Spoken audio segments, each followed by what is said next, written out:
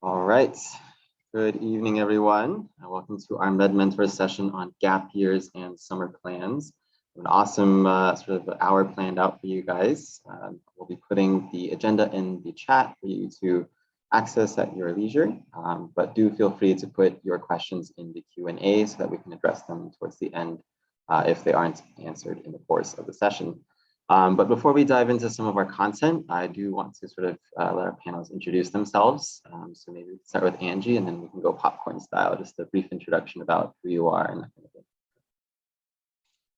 Hi everyone, my name's Angela or Angie. I'm from Rancho Cucamonga, California. Shout out to Southern California. And I studied neuroscience at Pomona College. I ended up taking 3 years before I went to med school here at UCLA. I choose Manny. Hi, my name is Emmanuel. So I'm from the Bay Area, originally in Northern California. I went to UCSD and did my bachelor's in biochem and then my master's in general biology. I also took 3 years off too, and then I came to Los Angeles. Popcorn and Megan. Hi everyone, I'm Megan, also an MS4 at UCLA. I am originally from the Bay Area, just like Manny, and I went to UC Berkeley for undergrad. Woo, go Bears! Where I studied biology, and I took 2 gap years before heading to medical school. Aria, do you want to go?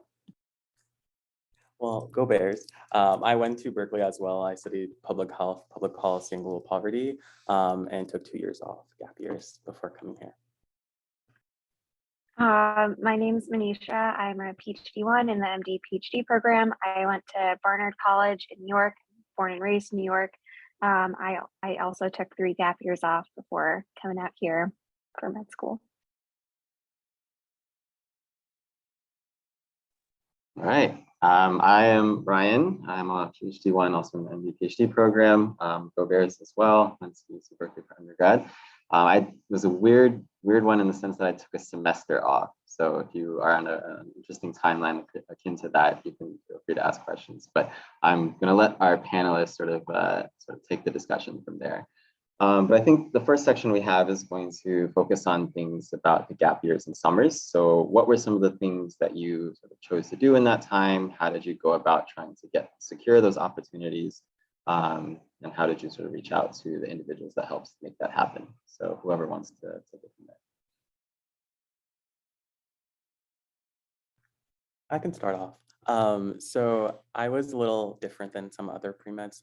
So since I was a public health major, I was highly considering public health as well as a field, and that's what I did during my gap years.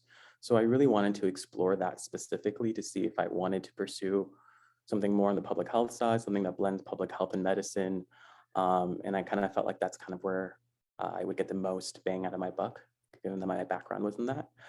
So I went to job fairs focused for public health, and there was lots of those luckily at UC Berkeley. So I think in the later part of our fall semester had that opportunity, and then it bled into the beginning of winter. So that's kind of when I began the journey of looking for jobs. And it might be a little bit different depending on what you're looking for specifically, but for us and for the cohort of us who are applying public health, there were lots of specific lists of opportunities for us. And then based on that, you would interview at those different locations. You would, if it was a research program, you might fly to that location and meet with the team and then decide to go forward there.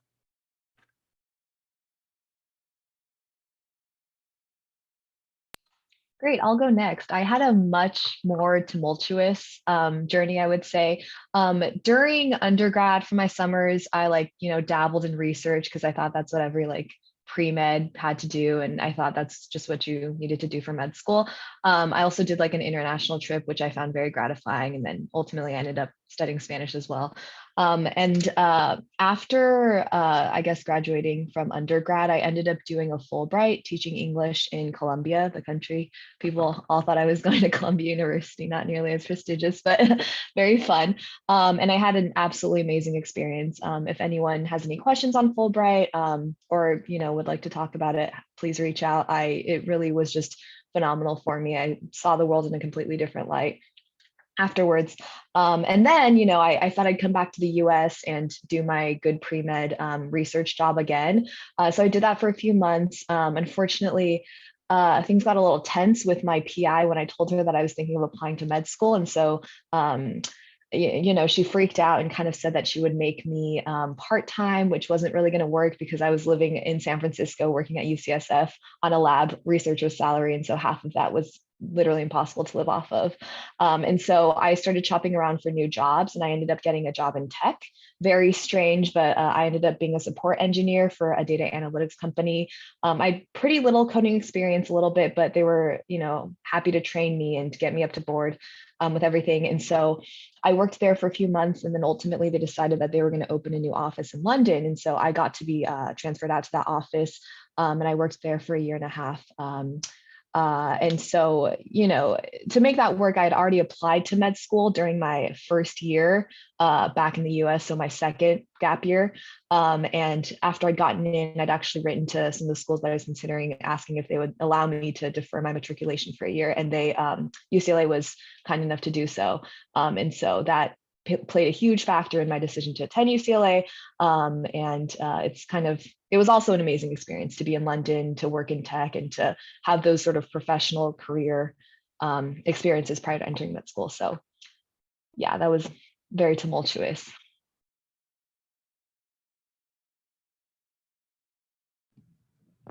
I could say that I had one of those really typical gap year jobs. I was a clinical research coordinator at Stanford for the 2 years that I was taking a gap. And as far as kind of figuring out what I wanted to do, I definitely wanted a job with stability, and I was looking to save up some money for like applying to medical school in like the first year or two of medical school as well. And as far as actually finding the job, I wanted to stay in the Bay. And so I was really looking at UCSF and Stanford, and both of them had these like long lists of hiring positions in various specialties and in various labs. And I kind of just went through and started applying to a whole bunch. Like I didn't really have too much of a concerted plan. I did know what I wanted to do more than others. And I was hoping to get something that I liked that had at least something to do with my biology or immunology degree. And I ended up doing clinical research in cancer immunotherapies, which was really great. It was mostly clinically focused. And it was very much like a 8 to 5 job. So there was no other responsibilities. And I really enjoyed that, being like a working adult, especially that first gap year where I was studying for my MCAT, but I, wasn't doing any classes. It was just work.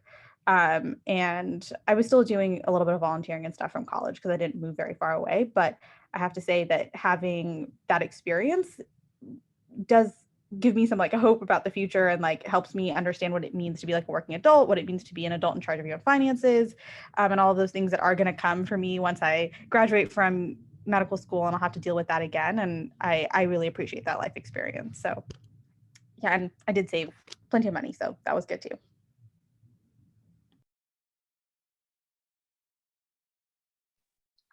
I did like a very boring situation like all throughout college. And after college, I basically just like worked in different labs, either labs that I like cold emailed and found, or like applied to like research programs and got into. So that's kind of what I did. It's I think pretty standard for people who want to do a dual MD PhD degree.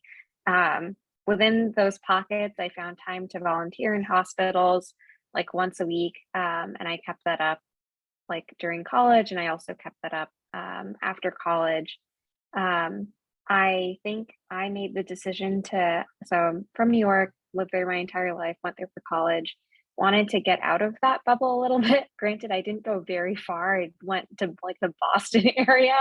But I think it was like a completely different environment for me. And I think if you're comfortable and you have the opportunity to go somewhere where you're not very familiar with, I highly recommend just, getting a new experience and meeting a new set of people and things like that.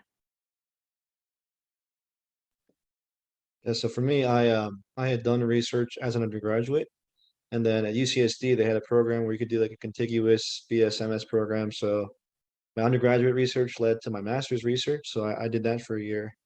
Outside of that, I did clinical volunteering at a hospital. I helped run 2 charities.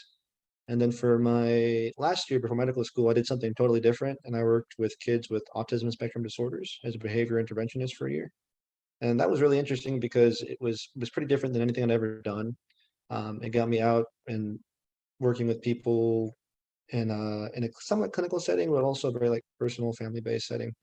And after work, I was able to just live my life and get to see what it was like outside of school for a little bit. So that was really cool.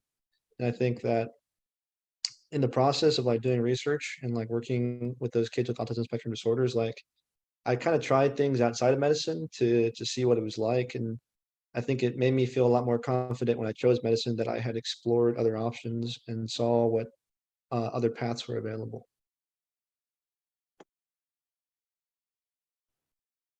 Great. Yeah, so we have a sort of plethora of experiences to draw upon for all of the attendees. Of course, it sounds like everyone has taken some amount of time after undergrad before they started the application process in medical school. So I think some of the arguments for not taking a gap year are, of course, to sort of start your career earlier and to just go straight through without having to struggle through that additional sort of intermediate phase. But what were some of the factors that went into your decision-making process that made you decide in the end that maybe one or more gap years is the move for you?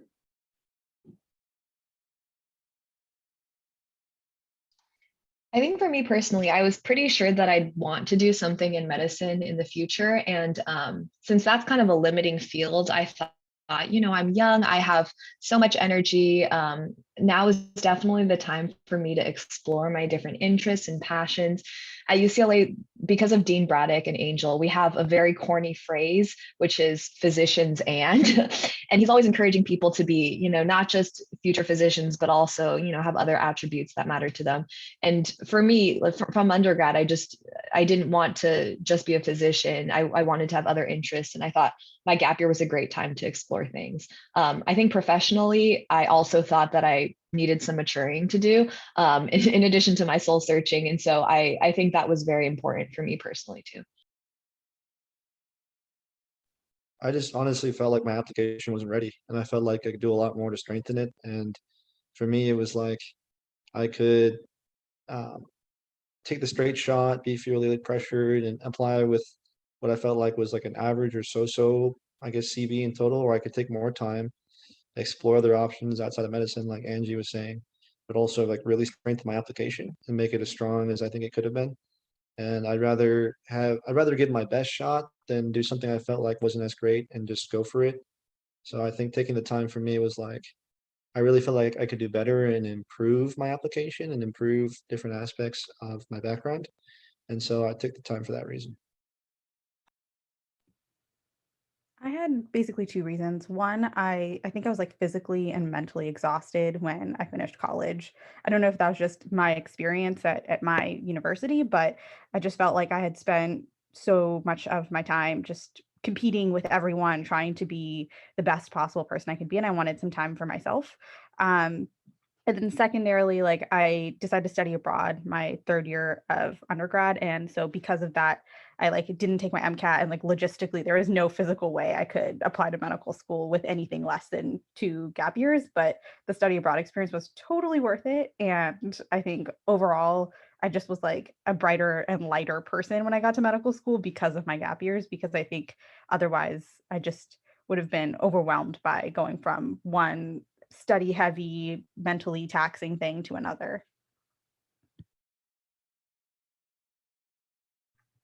Yeah, I would say my experience was very similar to Megan's. And so I don't want to say that it was our institution, but that is a commonality here.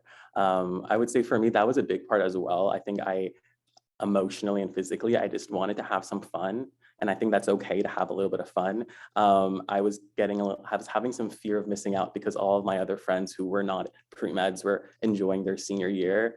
And I was getting tunnel vision into, well, today I have to start my personal statement. And then tomorrow I have to send my first draft and then take 5 finals or do whatever else it is. And that just didn't sound fun. So when I let go of that kind of peer pressure to finish my application on time so I could apply straight out, I felt a sense of relief that I could actually approach this as a positive thing, because at the end of the day, we all wanted to go into medicine for a long time or very strongly for a short period of time to make this decision. And so try to make it as joyous as you can. Like, you only do it once. the external factors may not be great, but you can have a good attitude about it and like spend a little bit more time working on your personal statement. Like, this is you in a paper. So don't think of it as what are they going to think when they read it, as opposed to like, this is yourself on a piece of paper. I don't know. When I let go of that and I started to think of it as putting my best self forward for me and not for anyone else, is when I got a lot more pleasure with my gap years and my application. Yo, totally. I already answered, I'm sorry, but I just got a +1 what Arya just said. It's truly your life. And medicine is unfortunately a field where once you get on this train, it's incredibly hard to take a stop at any other location rather than the destination. So it's, I took my gap years for me exclusively. It was just so important for me. And so +1 to Arya. 100% second both of you guys. Like once you're in, you're in. And in some ways that's like security and you're like, I'm on a path that I want to be, but it's only going one direction. And so it's really hard to like stop and like, hey, what do I try this or do that? It's like, it's a lot harder once you're in. So, if you have any inkling that you need time to explore, do other things, I would really, follow that and take the time that you need before getting into medicine.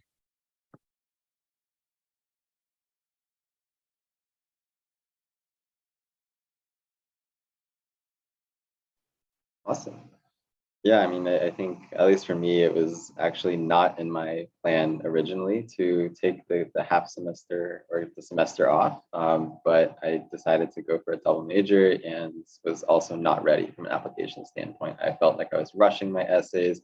I was scrambling to get my letters of recommendation, and I actually took the MCAT twice. So the first time around, it was okay, but not where I wanted it to be.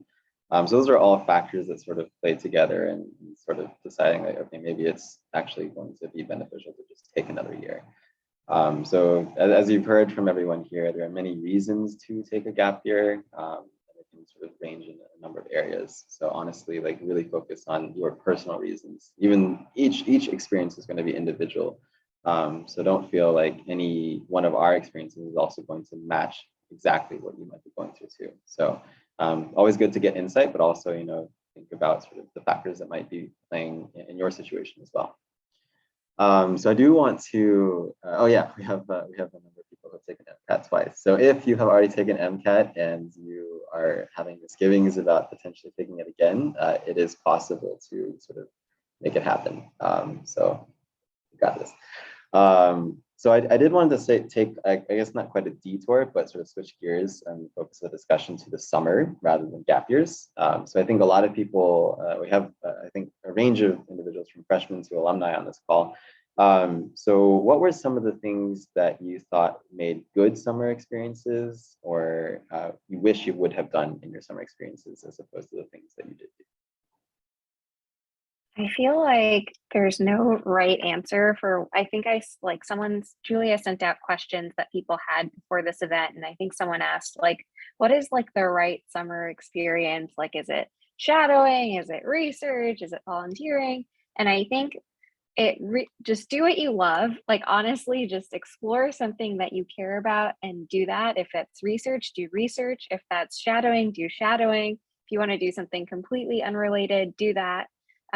Because I think the most important thing is cultivating something that you really care about and showing that, like, when you apply, you're going to say like, these are all the things that I care about. These are the things that I'm passionate about. Here are the experiences that really are like the, proof is in the pudding or whatever. So I would say pick something that you're curious about, something that you want to learn more about. In an environment where you feel like you'll have good mentors and good people around you, somewhere where you feel like you'll get exposed to an experience that you've never had before. For me, that was research. I didn't know I wanted to do med school until very late in college. So I was like, I want to learn more about how hearts develop. So I was like, all right, let's do that. But that's my general advice.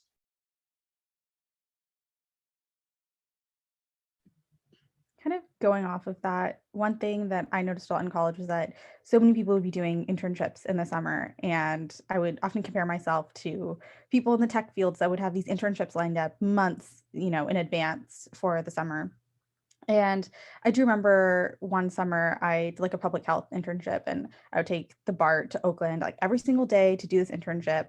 And looking back, I can very clearly say that it added nothing to my application, and it was obviously unpaid, because why would it be paid? That would make no sense, to have a paid internship.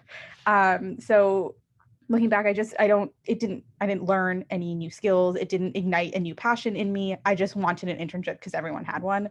And I really, if you're feeling like, oh, I need to do something, just don't fill it with something that doesn't bring you any joy. It's not going to help you in the long run. You're not going to talk about it in your application. You're not going to bring it up in interviews because you didn't care that much about it. And it just becomes something that you lost a great deal of time to, that didn't help you in the long run. So definitely second what Manisha said, and pick something that brings you joy, even if it's like volunteering. Like, it looks so much brighter and happier for you to be like, I did this amazing volunteer project over the summer, or I just continued my volunteering experience, rather than adding something new that causes more stress for no reason. Definitely, again, +1 what Megan said. I similarly had a research gig at City of Hope, which I was like, oh, cancer is medicine. That's like all I knew about anything. I was like, I definitely need to do this, super important. But, it was important in that I needed to do it to rule out any like research interests for myself. And that's okay. You can do something and feel like, oh, that was a little bit of a waste of time. Now I'm not going to do it again in the future. But for me personally, definitely, I should not have thought that I needed to pigeonhole myself into some sort of research bucket, because it's not the kind of doctor I'd like to ultimately be. And it's not where I could have best gone with my time. Something that I mentioned that I really did like was kind of like international trips and like volunteer experiences, which ended up being very gratifying and kind of eye-opening. And I've thoughts about global health and like the ethics of that. And it is a little bit, it just depends on like what kind of experience you go for. But those kinds of things can also be very fun and eye-opening as well. Yeah, I think someone asked earlier about classes, taking classes during summers, or if anyone did that. And I didn't retake any classes, but I did take classes during 2 of my summers in college.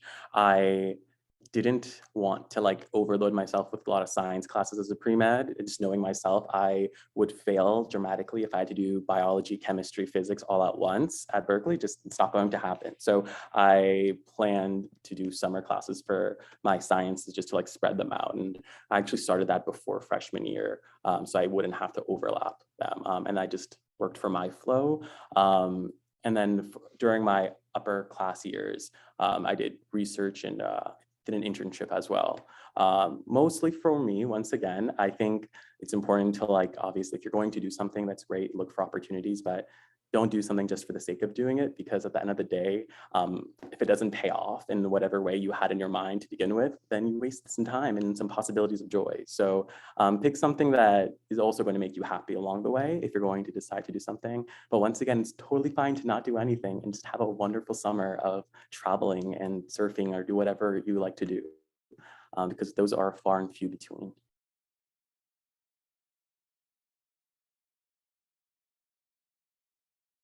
Great. Yeah, I think like the gap year element, there are so many opportunities and things that you can pursue in your summers. Honestly, like I think how Misha led the discussion and how everyone else has mentioned, there really isn't a right answer. I think there's a stereotype of what one has to do to be like the perfect pre-med, but I think everyone here are living examples that like that is not the case. Your individual story and narrative is going to be exclusive to you. And I think the most important thing to consider is what your interests are and what things you think might be helpful for your career and where you want to go. And alternatively, sometimes just taking a break. It's okay to take a break.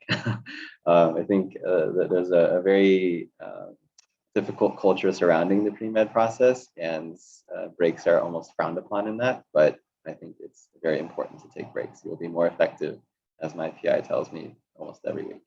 So yeah, take breaks.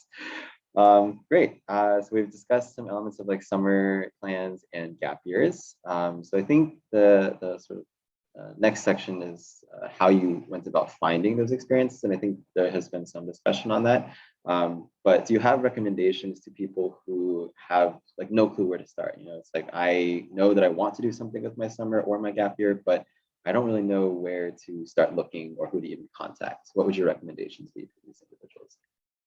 Cast a wide net. I would say it really depends on what you want to do. If you're like maybe research, maybe volunteering, like maybe shadow, maybe something else, I would just say like maybe spend an afternoon, some Saturday, make an Excel sheet and like just Google the crap out of all the different opportunities out there, like different, if you're interested in volunteering, say like, okay, like what does Cedars have? Like what does Ronald Reagan have? Like what do all these hospitals have? Put together a list of programs, when the deadlines are, what you need to apply. If you're interested in research, what disease area interests you? Do you know of any friends, upperclassmen who might be working there, or PIs that you may have heard of in lecture? Put together a list of names, make an email template, send a bunch of cold emails. Same for shadowing.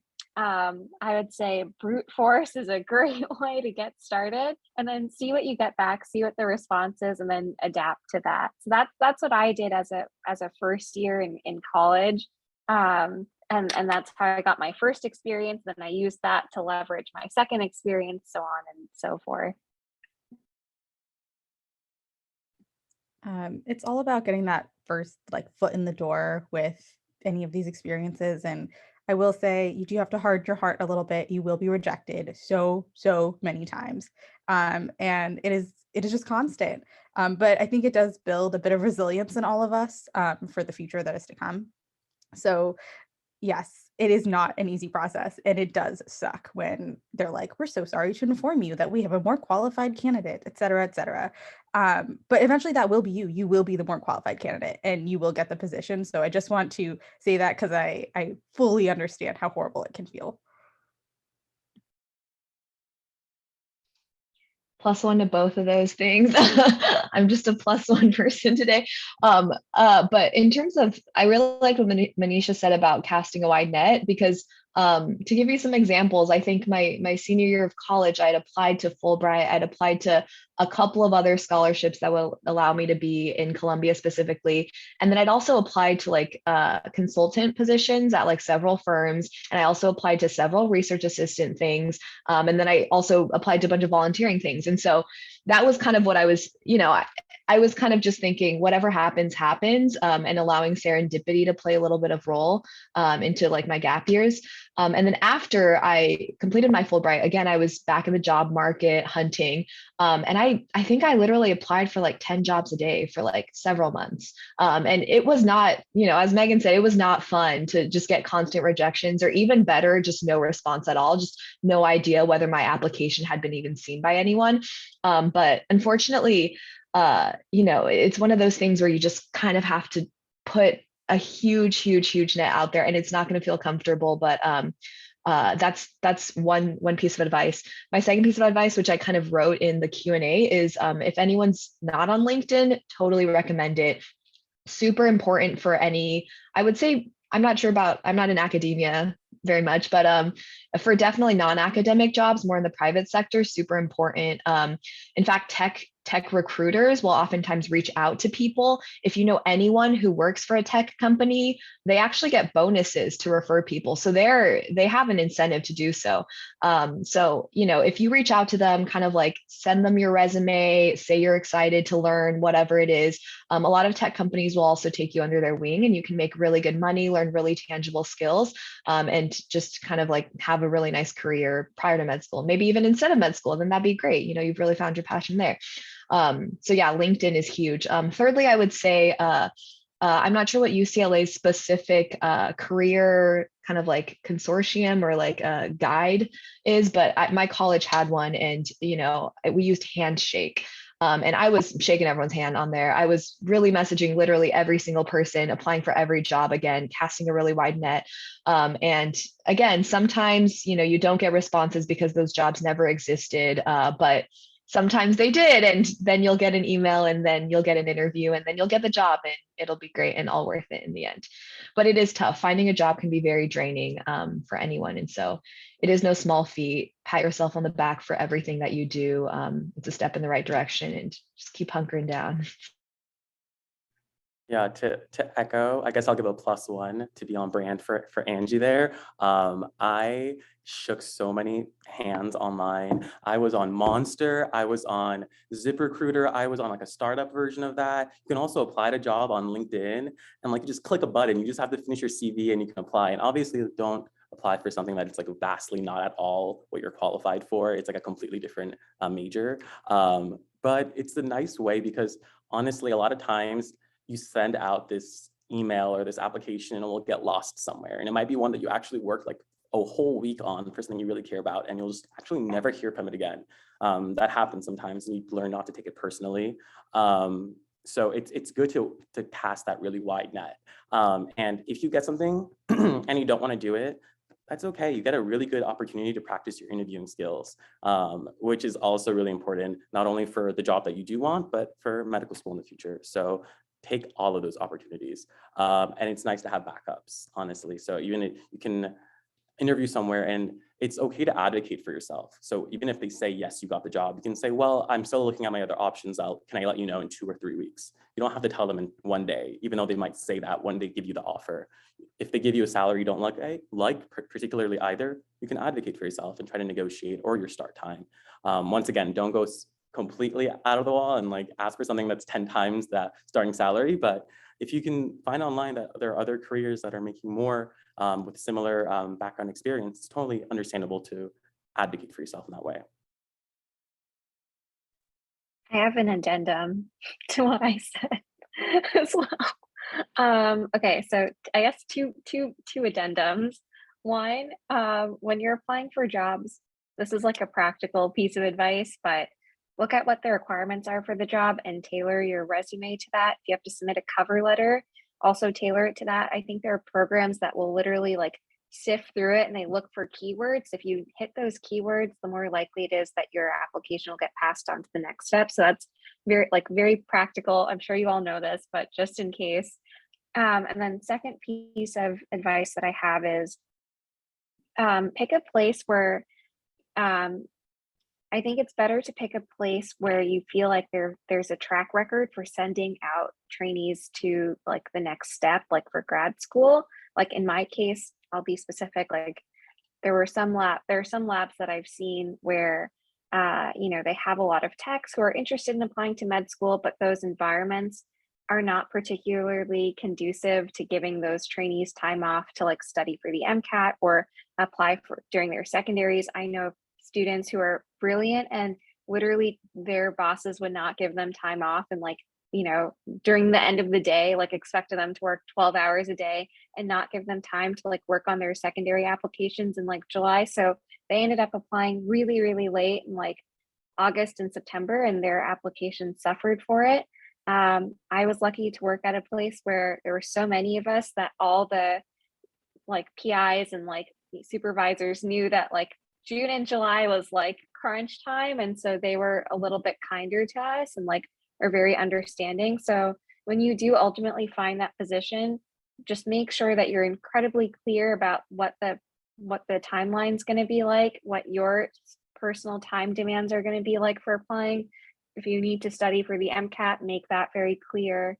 And then, it's always a bonus if you see that this lab or this experience has sent out like 5 kids in like the last, 5 years off to med school. And, I don't know, it inspires confidence or I don't know. So definitely think about that.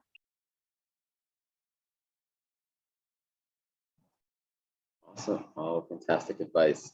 I think we have a Q&A that's a really nice follow-up to some of the discussion that's been taking place. So we discussed a bit about sort of how to approach picking something and where to go and how to go about that process.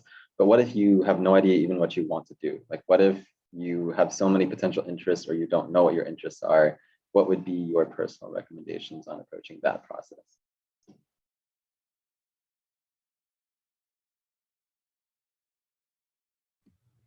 I don't know if I have advice per se. I can tell you what I did, which was dabble in everything. I decided that this was my chance to do all the things I wanted to do. So I got my job and I treated that as a job. And I still was volunteering where I had volunteered for years before because I loved being there and I loved all the people I got to see there.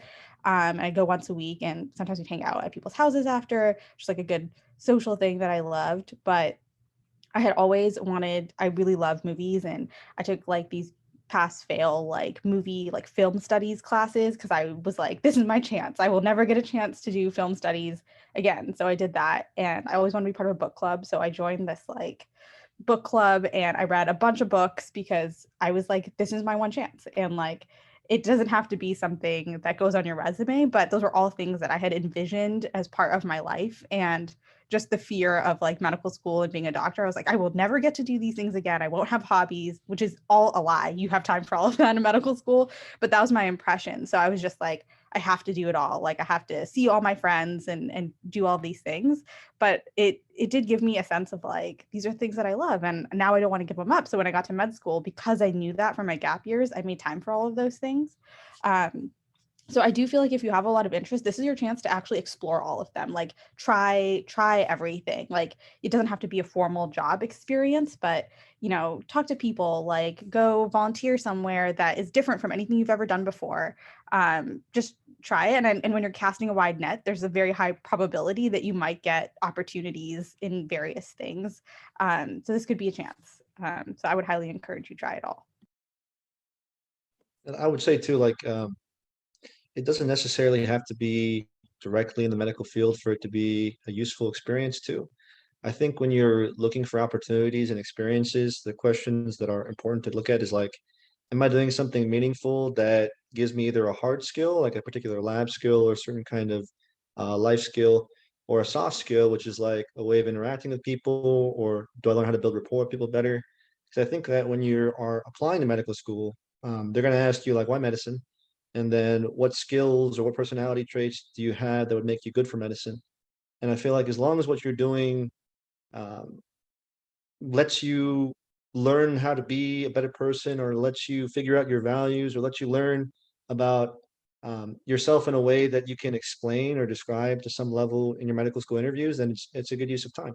So it doesn't necessarily have to be medicine, as long as it's something that you feel like you develop personally from it, and you develop skills about how to behave that you could use in medicine. So I think a good example would be like if you're a teacher, a lot of the skills that you learn as a teacher are also applicable to when you're educating patients.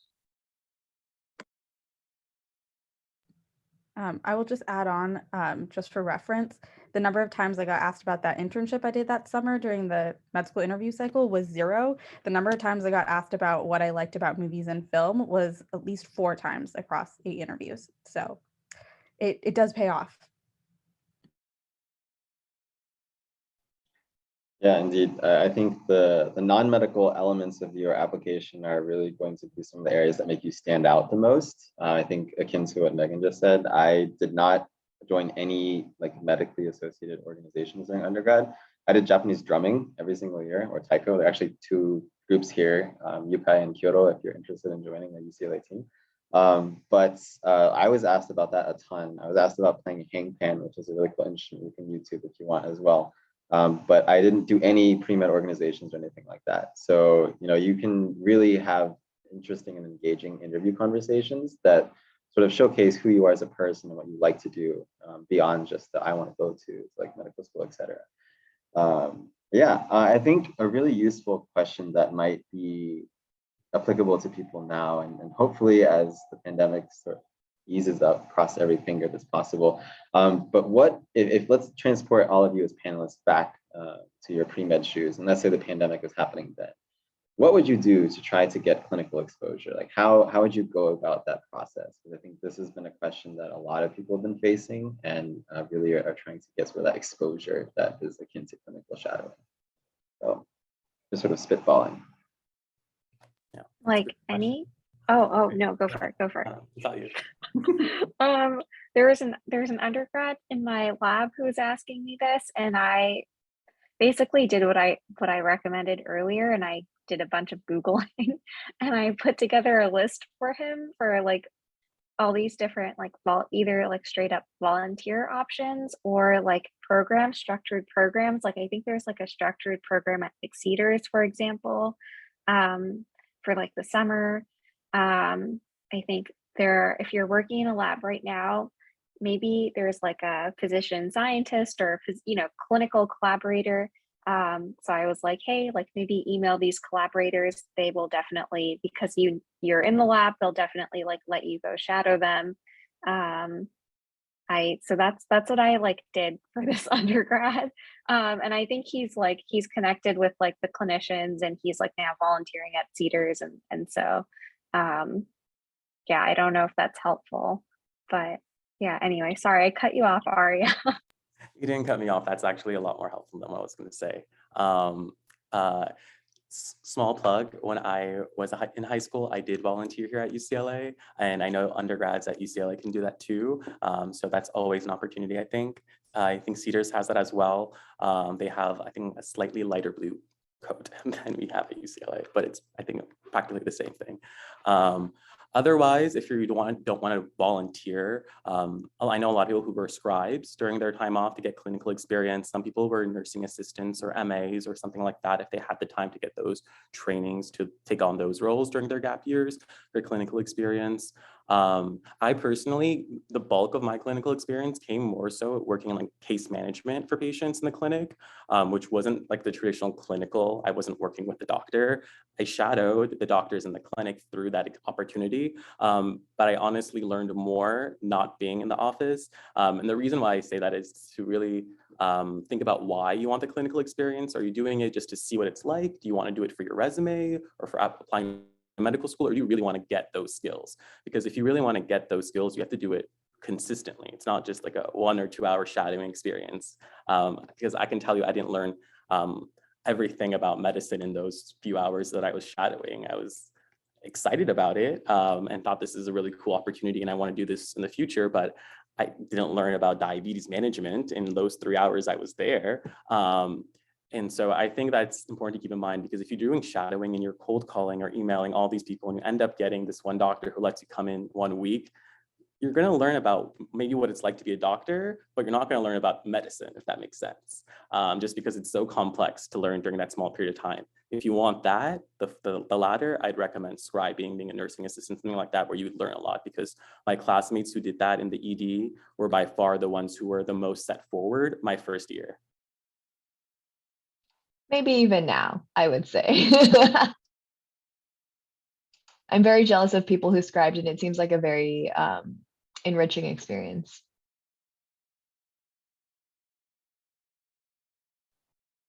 Yeah, so as a brief plug as well, so there are a lot of sort of new things and events popping up in the virtual space. So I think if you were to Google something like virtual shadowing, you might come across some organizations that are trying to make that happen. But I think, in my opinion, the goal of shadowing and clinical exposure is to be able to prove to your adcoms that you know what you're signing up for, in the sense that you've seen what it's like for physicians to go about their day, you've seen sort of what their typical responsibilities are, and that you still are sort of on board for making that your life career.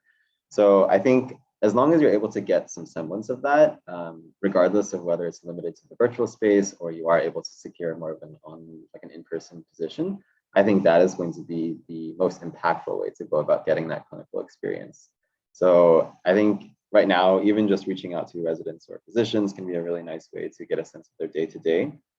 And also know that like everyone also in the like past couple of cycles is in the same boat, in the sense that they were also kind of locked out of going in person. So I think it's really easy to sort of have tunnel vision and be like, oh my gosh, I don't have clinical experience in person, but no one else does either in the same cycle, right? So there are going to be concessions made in the admissions process and how they're sort of evaluating these applications. So hopefully that brings a little bit of reassurance to that area. Awesome. Yeah, please go. I have another addendum. Sorry. I think with regards to clinical experience, it's also like not a checklist thing. It's not like I need to have like X hours or whatever. But if it is something that you're really nervous about and you don't have the hours yet, you may not know this, but on AMCAS, when you apply, you can sort of say, I'm going to be doing this until an end date way in the future, and you can sort of say what your predicted hours will be. And so if that gives you like any comfort, then you could definitely do that. And I think like another thing with regards to like finding clinical experience, it's all about like having meaningful patient experiences. It's not, you don't need to know like everything about medicine. You're not going to know what it means to be a doctor. But I think when you write in your essay, I would say, think about what your application is going to look like. You're going to write a personal statement, right? And so you're going to write your blurbs and AMCAS, and you're going to write your secondary essays. And, you want to talk about, experiences that were meaningful to you. And so, pick a clinical experience where you feel like that will like match the kind of interests that you have. Like I was doing cancer research, so I picked, cancer related experiences, and that sort of dovetailed with my application. It doesn't need to be like, some of your classmates may have like a ton of shadowing hours and a ton of like XYZ hours. I would just say it's like all about the quality and not about the quantity. I was really nervous about that, so I just wanted to put that out there.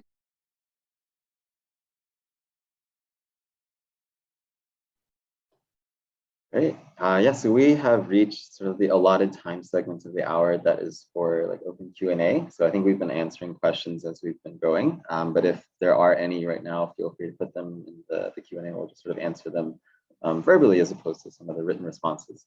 But if not, and in the meantime, we do have some questions banked from some of the like RSVPs.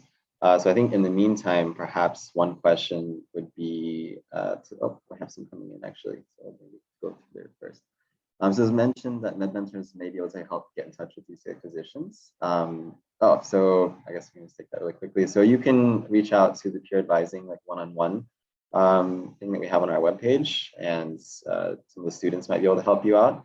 Alternatively, you can also sort of just keep coming to these types of info sessions. And Manny actually on the call here has been doing a wonderful job in leading some of our physician perspectives events. We just had one recently. So that's where some of the physicians and residents in our UCLA sphere come to give talks about sort of their day-to-day. Manny, maybe if you'd like to give a little description on maybe how the last one went and any upcoming plans. Yeah, sure. So Physicians Perspectives is it's basically a chance for pre-medical students to talk to doctors in a way that mostly first and second years do. So we thought that first and second year, actually this is Ryan's brainchild, so I'll give all credit to him. But it was thought that the talks that first and second years kind of get about how to pick a specialty and about reaching out to doctors and figuring out what it's actually like to work as a pediatrician or a surgeon or something would benefit pre-medical students. And so the last talk we had was about pediatrics, and we had, I think, 3 panelists in pediatrics come and talk. And although I do have like a structure to the talks, I really just kind of let the physicians talk about what they experienced, how they got into medical school, how they chose their specialty. So the next talk is currently being planned still. I have a really important test coming up called Step 2. So I don't have a definitive date for the next talk yet, but after that, I definitely will be posting and letting students know about when our next physician panel will be. And if you do join, it might be an option for you to ask questions to physicians directly. Sometimes they even give out their personal contact information. I can't guarantee that they'll give you a shadowing experience, but it could open the door to you being able to connect with a physician who joins the talk. Awesome, thanks for that. Oh, go ahead, Arya. I was just going to say, when we've been working in the hospital, at least when I've been rotating around, I've seen a couple med students, a couple of undergrad students come in and learn from us, usually either from the residents or attendings, kind of bringing them a part of the team for the day. And it's always really nice. So I just say that to know it's not a stressful experience. Like, we all like having you guys there. And it's just supposed to show you what it's like. It's not going to be a pop quiz for the whole day or anything like that. So I don't want it to be a stressful experience once you get there either. Yeah. Yeah, you can do some pretty amazing things with shadowing. I think a lot of people think that shadowing is just a passive experience where you sit and observe, but a lot of people that I've talked to, and I'm sure people on this call as well, have had very active experiences. So as an example, I got to help design the radiation treatment plan for a patient when I was doing my shadowing at UCSF with a radiation oncologist. Of course, there's a resident, like a bona fide like MD there sitting to make sure that, yes, this is like going to be a worthwhile treatment. But I got to sort of like draw contours on scans and help in that regard. So, when you are able to get into that shadowing aspect of things, you can really sort of push the boundaries in what you're able to do. So we have another question coming in about why you chose UCLA for med school. So a little tangential to our discussion on gap years and summer stuff, but I think still very relevant. So why did you pick this amazing institution to study med?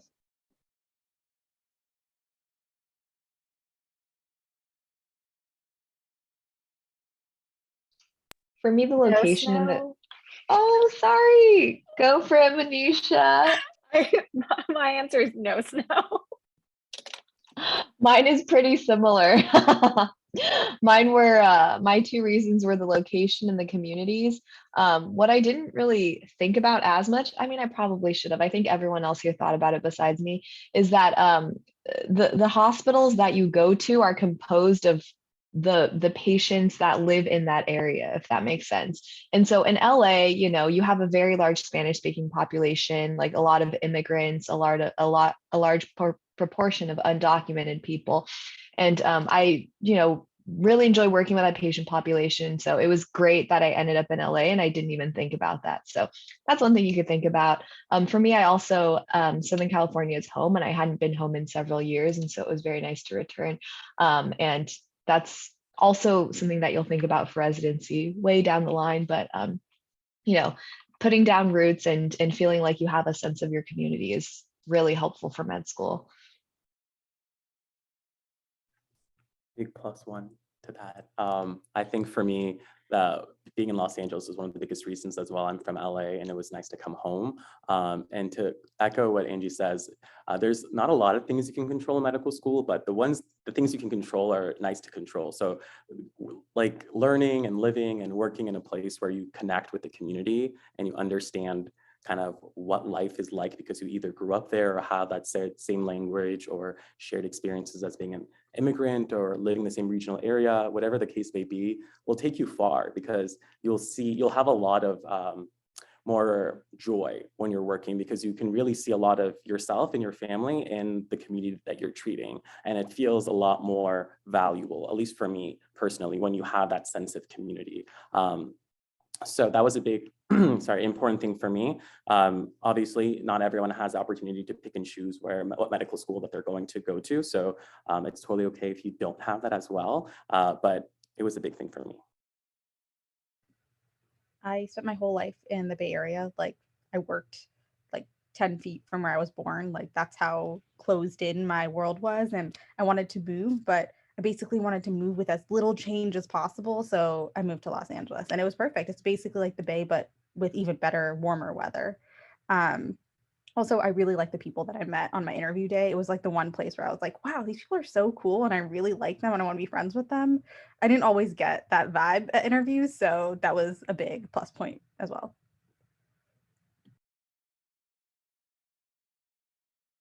Yeah, I guess to add what I was saying before, when I was seeing other schools and when I had the opportunity to interview at them that were completely different than Los Angeles, completely different than what I had ever experienced, there was definitely a culture shock.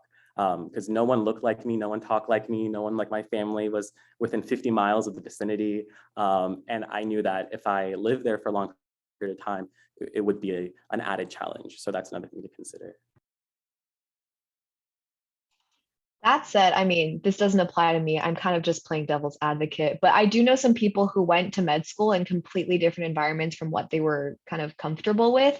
And, you know, it definitely a huge challenge. And it makes med school maybe a little bit more difficult for sure. But at the same time, it is an opportunity to grow and kind of understand more about, you know, different people or like different populations or something like that. I think there is kind of a plus and a minus to being very far away as well.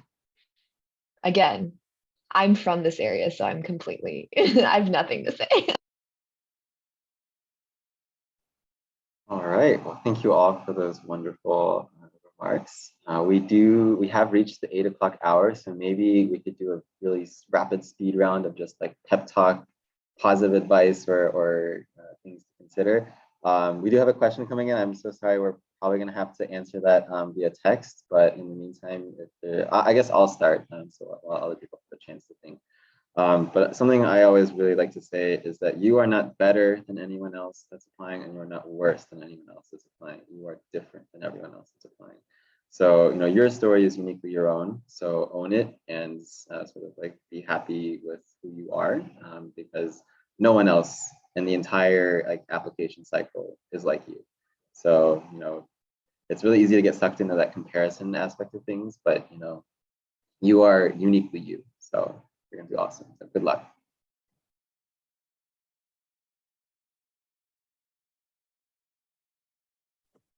In the grand scheme of things, like you're going to be in medicine and residency and working for 30 or 40 years. So taking 1 to 3 years to figure out what your soul wants and what you want to do with your life and making sure it's for you is a drop in the bucket.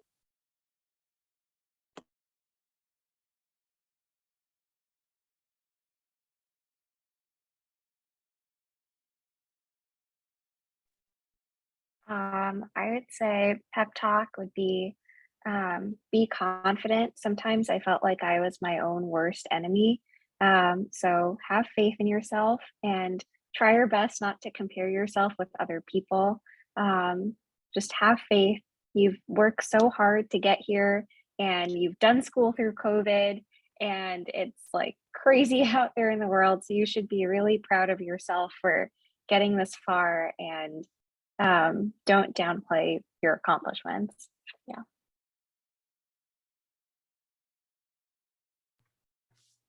One thing I always told myself when I was applying, so I'll share with you guys, is aim for the stars, and even if you may still aim for the moon, even if you may still be among the stars. And whenever you're surrounding yourself with that kind of peer pressure of like what the perfect thing is, you're going to land among the stars. So it doesn't matter what you're aiming for; you're always going to be where you're meant to be. I think one thing I always reminded myself was that I am not alone. It might feel like I am alone in dealing with what feels like constant failure, but so many people have been through this before me and they are always there to help me if I need it. I don't know how I got stuck with saying the last word here, but I guess mine would be to, I guess just do what you love. God, that's so lame. I'm sorry, but like genuinely, as you can tell from what I've said today, I guess I felt a lot of pressure to do things that I thought were like pre-med or follow some track that actually never existed and was completely fabricated in my mind anyway. And so ultimately, you've only got one life. It's really just it's important to be able to do what you love. Not every day is going to be glamorous. Most of the time, I have no idea what's going on and I have to force myself to study. But at the end of the day, you're going into something that you care about. And so you might as well, in the meantime, make experiences that do matter to you. You got this. Awesome. Thank you all so much. And thank you all attendees for sticking with us through the hour. We are going to be posting this video so you can go back to rewatch segments if you missed something or want to get a second version of it. We really appreciate all of you. And I also want to give a very special thanks to all of our panelists, as well as Christina from the pre-health office. Honestly, these events can't be sort of done without all of you. So thank you so much for your time, your wisdom, your advice, and all the things that you've been able to share with us so far. So with that, I think we'll end the recording and we'll call it a day. So thanks for tuning in. Good evening.